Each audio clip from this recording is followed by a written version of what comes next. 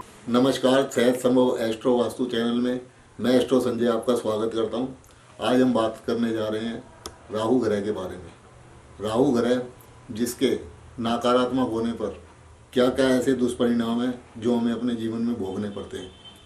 राहु ग्रह की महादशा हर एक व्यक्ति के जीवन में 18 वर्ष के लिए आती है और ये जैसा दशा जब भी आती है तो व्यक्ति की समझ में नहीं आता कि वो कर क्या रहा है। व्यक्ति जैसे ही, अगर शादीशुदा व्यक्ति है, जैसे ही अपने घर में पैर रखेगा या तो वो स्वयं लड़ेगा या उसकी पत्नी उससे लड़ेगी या घर का कोई ना कोई मेंबर उससे लड़ेगा। घर के अंदर टकराव की स्थिति उत्पन्न हो जाती है। कई बार क्या होता है, कुछ ऐसी बीमारियां व्यक्ति को घेर लेती हैं जो डॉक्टर की समझ के बाहर हो जाती है।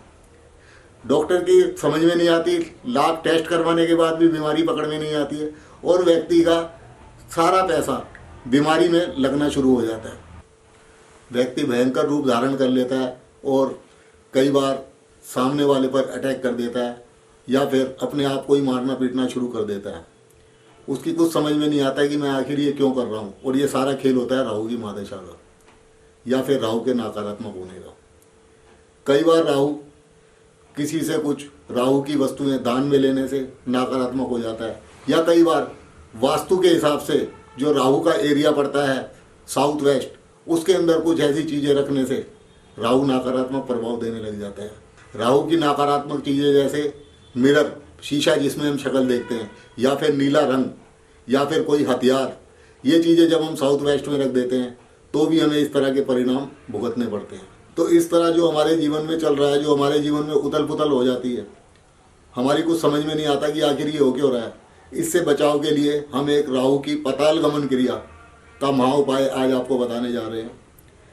इसके लिए हमें करना क्या है, सबसे पहले तो हमें 11 मूलियाँ लेनी है पत्ते समेत और आधा किलो की एक जिंदा मछली लेनी है या फिर आधा किलो वजन की कुछ छोटी छोटी जिंदा मछलियाँ ले लेनी है। अब हमने करना क्या है, हमें किसी भी सोमवार या पूर्णमासी के दिन किसी नदी या तालाब के किनारे जाना है और जिस तरफ नदी बह रही है या तालाब बह रहा है उस ओर हमने अपना मुंह करना है।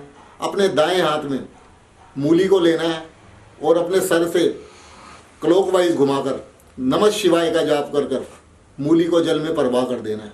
इसी प्रकार हमने दूसरी, तीसरी, चौथी प्रत्येक मूली को लेकर ओम नमः शिवाय का जाप कर कर जल में बहा देना है। उसके बाद हमने मछली को लेना है। मछली को जिस समय हम अपने हाथों में लेकर अपने सर से घुमाएंगे उस समय हमने कोई मंत्र नहीं बोलना है और उस मछली को हमने जल में प्रवाह कर देना है। उसके बाद हमें अपने हाथ मुंह धोकर वहाँ से वापस अपने घर चले आना है। अब आप सोच रहे होंगे कि हमने मूली और जिंदा मछली जल में क्यों प्रवाह करवाया। देखो, इसका एक रीजन है। मूली जो शुक्र ग्रह से संबंध रखती है और मछली वह भी शुक्र ग्रह से संबंध रखती है।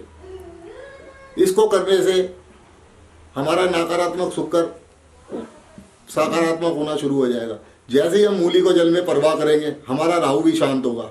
और मछली, वो मछली जो हम किसी कसाई की दुकान से खरीद के लेके आए हैं, जिसका एक बार आदेश हो चुका है कि भाई इस मछली को मार दिया जाए, और हम उसको उस जगह से छुड़ा के लेके आए हैं जो राहु का विशेष एरिया है, क्योंकि कत्ल खाना, कसाई की दुकान, ये भी राहु के एरिया में आती है। हम जब उसको मछली को वहाँ से लेके आके और जीवन दान दे रहे हैं तो ये कर्म हमारा ऊपर वाला देख रहा है और इस कर्म का हमें सकारात्मक परिणाम ही मिलेगा। आप एक बार ये उपाय करके देखो, आपके जीवन की तमाम परेशानियों से आपको मुक्ति मिल जाएगी। आपके साथ जो भी अचानक घटनाएं घट रही है वो धीरे धीरे कम होने लग जाएंगी। जो बीमारी डॉक्टर की समझ में नहीं आ रही है उस बीमारी में आपको आराम मिलना शुरू हो जाएगा। घर के अंदर कलेश, तनाव, पैसे की किल्लत, ये सभी धीरे धीरे समाप्त होनी शुरू हो जाएगी और आपका जीवन सुखमय बीतना शुरू हो जाएगा। तो भाइयों और बहनों, मैं आपसे एक रिक्वेस्ट करता हूं कि जिनके भी जीवन में इस प्रकार की घटनाएं घट रही हैं, एक बार मेरे कहने से ये वाला उपाय प्रयोग करके देखें, आपको आश्चर्यजनक लाभ अवश्य होगा। तो भाइयों और बहनों, मैं आशा करता हूं कि मेरी ये वीडियो आपको पसंद आई होगी।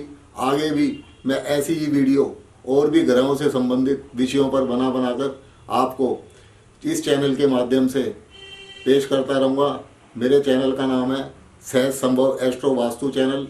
आप ज़्यादा से ज़्यादा इसे देखें, अपने दोस्तों में शेयर करें और सब्सक्राइब करें। धन्यवाद।